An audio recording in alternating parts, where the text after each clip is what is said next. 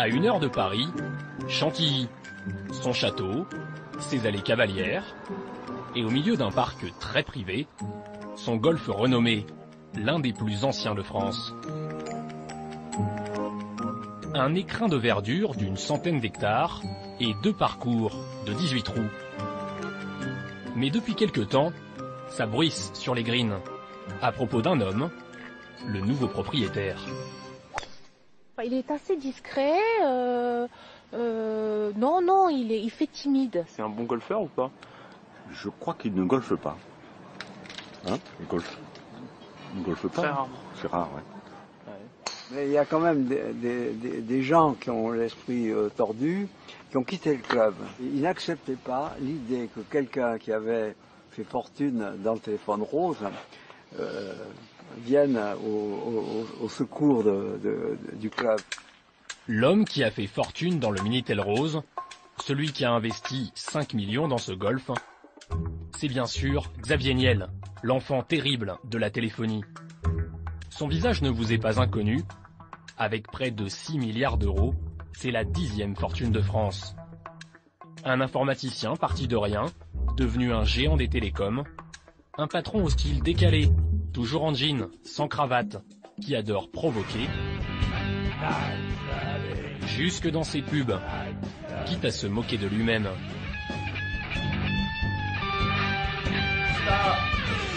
Stop, guys. Look, I have to be honest. It really sucks. Alors, qui est vraiment Xavier Niel?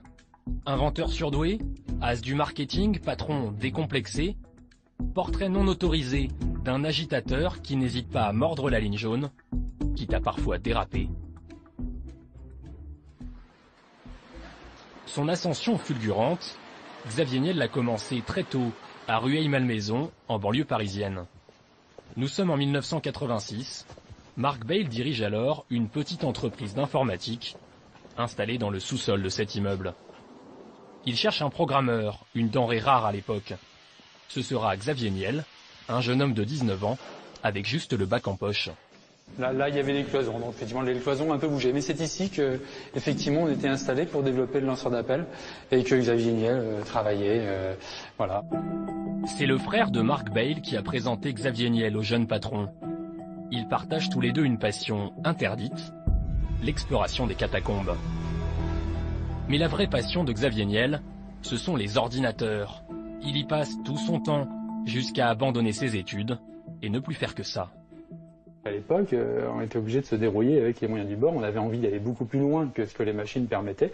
Donc il fallait toujours innover, contourner, décortiquer la machine pour arriver effectivement à une finalité d'un produit qui fonctionne. Je vais vous montrer comment est né justement le premier produit de la société Cogekom, qui était un lanceur d'appel. Ce lanceur d'appel, c'est la première grande invention à laquelle participe Xavier Niel. Son nom, le turbophone. Le principe du lanceur d'appel, c'est de se dire l'ordinateur va lancer la composition du numéro de téléphone. Et une fois que la personne a décroché le bout du fil, on va délivrer un message enregistré. Xavier Niel, en costume-cravate, commercialise lui-même son invention, jusqu'au jour où il veut l'appliquer au téléphone rose. Quand on s'est mis à faire de la messagerie téléphonique, nous c'était la messagerie téléphonique professionnelle, l'information sur les salons, l'information pour des labos pharmaceutiques. Clairement, lui souhaitait aller vers la messagerie rose. On a refusé et c'est à ce moment-là qu'on s'est quitté. Le Minitel, c'est la révolution de l'époque. Une invention 100% française et une fierté nationale distribuée gratuitement dans tous les foyers.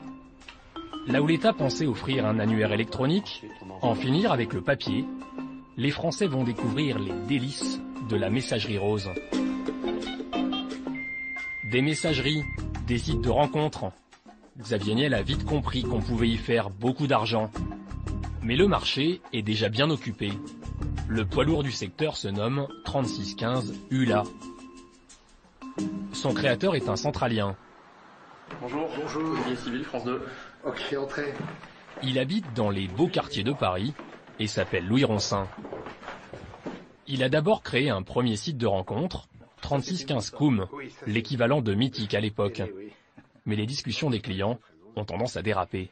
Donc ça, c'est une pub de Koum du début. On avait des femmes qui venaient, et puis il y avait des types qui arrivaient, qui prenaient un pseudo grosse bite. Alors déjà, on les virait, et qui commençaient par aborder les filles en disant oui, t'es libre ce soir, tu veux baiser. Et ces mecs-là, on les virait, les femmes, parce que les femmes qui rencontraient ça les faisait fuir. Et donc, à force de jeter les gens qui cherchaient plutôt l'aventure, on s'est dit, bon, on va faire un site qui va regrouper ces gens-là. Et d'où est né ULA. Mais un jour, il se rend compte que ses clients partent mystérieusement. Son site est victime d'une attaque en règle d'un nouveau concurrent. Il est piraté par le turbophone de Xavier Niel et ses appels automatiques. Il y avait des robots qui se faisaient passer pour des jeunes filles libres, Paris, ou qui envoyaient des messages, mais répétitifs à tout le monde en disant viens sur tel site, j'ai envie d'un homme ce soir. Et puis on voyait nos clients qui partaient sur ce site. On regarde ce site, directeur de publication Xavier Niel. Alors au début, j'ai invité Xavier Niel à déjeuner pour dire voilà, on fait le même métier, on va te laisser faire proprement. Xavier Niel il a dit oui, et en fait il a continué. C'est pas un individu qui doit avoir des scrupules déontologiques. C'est pas un saint. Il faudra l'intervention de la justice pour que les piratages s'arrêtent. Entre-temps, Xavier Niel a gagné son premier million en revendant l'une de ses sociétés. Nous sommes en 1991, il a seulement 24 ans. C'est un jeune chef d'entreprise qui vit encore chez ses parents à Créteil et mène la belle vie. C'est ce que raconte au téléphone l'un de ses anciens associés qui n'a pas voulu être filmé. Pour l'âge qu'on avait, je veux dire, on gagnait très bien notre vie. On s'est fait des restos, c'est vrai qu'on s'est fait plaisir. C'est un peu, on va dire, les Robins des Bois, quoi. Voilà, les Robins des Bois des temps modernes. Ce que les riches, ils ont et qu'ils veulent préserver, et si on peut leur croquer une partie du gâteau, on va leur montrer que tout petit qu'on est, on peut faire également. Pas d'état d'âme pour ce Robin des Bois qui se diversifie. En plus du téléphone rose, il investit dans les sex shops, en achète une dizaine avec des associés. Il croit surtout à un autre secteur plus virtuel et plus prometteur, Internet. À l'époque, personne ou presque n'est encore connecté en France, alors il lance le premier fournisseur d'accès pour les particuliers. Son plus grand succès, c'est son ami Jean-Louis Missica, adjoint au maire de Paris, qui va nous le raconter. Consultant dans les télécoms, il rencontre Xavier Niel à la fin des années 90. Ce dernier vient d'inventer un produit révolutionnaire, la Freebox. Un boîtier unique qui propose l'accès à Internet, à la télévision et au téléphone, mais personne n'y croit. J'étais très sceptique, je considérais que c'était extrêmement risqué la stratégie qu'il avait choisie. L'impression qu'il donnait, c'était de quelqu'un qui savait où il allait, qui avait une vraie vision, et en même temps une sorte de pragmatisme dans l'exécution. Xavier Niel trouve des financements, et en 2002, il lance enfin sa Freebox. Un énorme succès qui va faire de lui un milliardaire. Free, sa petite entreprise, se transforme en géant des télécoms. Et pour ringardiser ses concurrents, Xavier Niel les tourne en ridicule à coups de spots de pub. Lui, visiblement, a tout compris. Deuxième. Les appels illimités à l'international, ça sert à rien, puisqu'à l'étranger, il parle étranger. Moi, avec l'offre téléphonique crétin.fr, j'appelle de la France vers la France. Pour séduire les clients, Free joue sur un style jeune, décontracté, sur l'humour potache. J'ai découvert qu'avec la Freebox, je pouvais appeler de chez moi les fixes de 70 pays en illimité. Good morning, ich bin Rodolphe. Comment está? Dans la casa. J'ai fait le test, j'ai appris 70 langues. Combien? Demain. Depuis, je donne des cours. Leçon 1, The French Kiss. Il a Free, il a tout compris.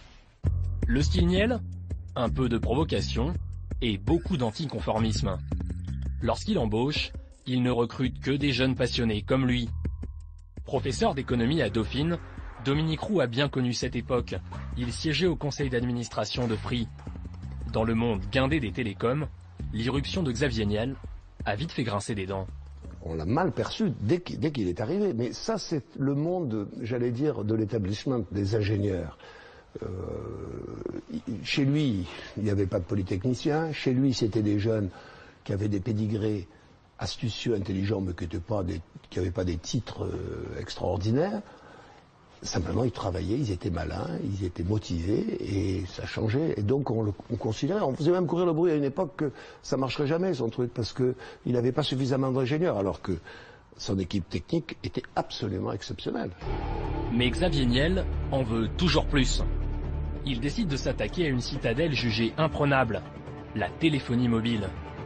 Un marché très juteux, contrôlé par 3 grands opérateurs qui ne veulent pas d'un nouveau concurrent.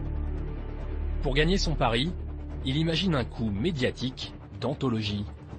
En une seule conférence de presse, les Français vont découvrir l'enfant turbulent de la téléphonie. Nous sommes le 10 janvier 2012. 400 journalistes assistent ébahis au lancement de son offre téléphonique. Bonjour, merci. Seul sur scène, Xavier Niel attaque violemment ses concurrents Bouygues, Orange et SFR. Ras-le-bol de vous faire arnaquer avec les prix les plus élevés d'Europe. Les pigeons, c'est vous et vous le savez maintenant. Une agressivité qui surprend tous les journalistes dans la salle. Enfin, c'était assez impressionnant à voir parce qu'on avait un animal médiatique sous les yeux et en même temps on savait tous que c'était quelqu'un qui aimait pas forcément la lumière des projecteurs et qu'il avait fait un gros effort pour être là ce matin-là. C'est vrai que la tonalité de Free Mobile, c'était en gros je vais tout casser. Et effectivement, Xavier Niel va encore prendre tout le monde de court. Il casse les prix en lançant un forfait d'1 heure à 2 € par mois, 5 fois moins cher que ses concurrents. Et pour bien frapper les esprits, il a même préparé une petite surprise. Il nous a regardé et nous a dit ne le prenez pas pour de la corruption, mais je vous offre à tous un mois de forfait. Et on a mis un petit peu de temps à comprendre, mais en fait, les équipes de Free Mobile avaient scotché une pièce de 2 € sous chaque siège. Sous les projecteurs, Xavier Niel endosse son rôle favori entre Robin des Bois et l'abbé Pierre. Nous sommes ravis de vous offrir ce premier forfait à 2 €. Si vous n'en avez pas besoin, vous, offrez-le à un proche, offrez-le à un démuni, on en sera ravis. Merci. Grâce à un show de 40 minutes à peine, Xavier Niel va faire la une des journaux pendant des semaines. On vous rendez compte l'espace médiatique qu'il a occupé sans dépenser 1 € d'investissement publicitaire avec le lancement de cette offre. C'est un rêve de communicant. Le succès est fulgurant, les boutiques prises d'assaut. En un mois, Free attire 1 million de clients. Mais les critiques se multiplient. Ses concurrents le traînent en justice pour dénigrement. Quant à son réseau, les premiers mois, il connaît quelques ratés. Xavier Niel révèle alors une autre facette de sa personnalité, moins décontractée. Quand un article ne lui plaît pas, il bombarde directement les journalistes d'email, au ton plutôt viril. Au journal Le Point, c'est ce qui est arrivé à Guéric Poncet. Il y a quelques messages, ça arrive de les recevoir en pleine nuit, là c'est minuit 11. Quand ça va mal, il peut lui arriver d'avoir un vocabulaire assez fort, assez blessant. Il souhaite toujours que ces messages restent privés et entre nous, donc je respecte ça. Et en fait, il supporte assez mal la critique. Surtout quand des journalistes ressortent de vieux dossiers. La face sombre du patron de Free. Pour l'avoir fait, Renaud Lecadre, journaliste à Libération, s'est retrouvé devant la justice. Ça va ? Ouais, très bien. On va au bureau d'enquêteur ici. Oui, c'est un peu désorganisé, mais voilà. Il détient un record. 5 procès en diffamation, intentés par Xavier Niel. Oui, 5 plaintes, 5 jugements, plus gagnés par Libération. Et non seulement il était débouté, mais condamné à nous verser des dommages et intérêts pour procédure abusive. Renaud Lecadre a couvert une affaire dont Xavier Niel n'est pas très fier. Le 27 mai 2004, alors qu'il est déjà à la tête de Free, il est interpellé chez lui au petit matin et placé en détention provisoire pendant 1 mois à la prison de la Santé. En cause, les activités d'un de ses sex shops à Strasbourg, où des filles se prostituent. Même si les accusations de proxénétisme le concernant sont vite abandonnées, l'enquête révèle d'autres pratiques surprenantes. Bien qu'il soit multimillionnaire, Xavier Niel se fait remettre chaque mois, par ses gérants, des enveloppes de 5 000 € non déclarées. Lors des interrogatoires, il reconnaît les faits, mais invoque le frisson de l'argent facile. Ces espèces étaient utilisables instantanément. et ne donnait pas la même sensation de gain que l'argent que je gagnais de façon orthodoxe dans mes activités d'opérateur de télécommunications. Lors du procès, il reconnaîtra avoir détourné plus de 300 000 euros. Alors à la barre, il était extrêmement peu loquace. On se sentait comme un petit garçon pris les doigts dans le pot de confiture. Je crois que c'est surtout son avocate, Maître Toby, qui a essayé d'expliquer à sa place. C'est elle qui parlait peut-être de l'ivresse de la transgression. Parce que Xavier Niel était très mutique. Mais il n'était pas dans le déni. Non. Xavier Niel est condamné à 2 ans de prison avec sursis et 250 000 euros d'amende. Une sanction qu'il juge disproportionnée. Il a vraiment fait une grosse sottise. Il a payé pour ça. Mais je ne dirais qu'aujourd'hui, ce qui reste, c'est qu'il a été accusé de choses qui étaient fausses. Et que ce pourquoi il a été condamné était quelque chose de très léger et qui n'aurait jamais dû se traduire par 1 mois de prison. Est-ce pour redorer son image? Depuis, Xavier Niel multiplie les investissements, les initiatives. Il crée une fondation pour que les plus démunis accèdent à Internet. En 2010, il s'offre une institution, le journal Le Monde, avec le banquier Mathieu Pigasse et Pierre Berger. Après les télécoms, le milliardaire se veut désormais philanthrope. Cet été, il a racheté la Halle Fraissinet à Paris, un gigantesque entrepôt qui hébergera 1 millier de start-up dès 2017. Dans ce projet, Xavier Niel injecte 150 millions d'euros de sa fortune personnelle. Xavier Niel, c'est un mélange d'un grand patron à l'américaine, c'est-à-dire qui est assez décomplexé vis-à-vis du fait que la fonction d'une société, c'est de faire du profit, et en même temps qui a une fibre sociale et un sens de l'intérêt public qui fait que il a un côté mécène de la société qui n'est pas traditionnel. C'est-à-dire, il n'est pas dans une logique je vais acheter des œuvres d'art ou je vais subventionner un théâtre, voyez. Il en faut des gens comme ça qui viennent un peu donner un coup de pied dans la fourmilière et puis dire, écoutez les amis, réveillez-vous. Son dernier coup d'éclat, c'est cette école d'informatique qu'il a intégralement financée. Une école gratuite, ouverte à tous sur concours. Pour y entrer, aucun diplôme n'est exigé, même pas le bac. Niel, l'autodidacte, ne veut recruter que des profils atypiques. Un nouveau pied de nez à l'establishment et au système éducatif français.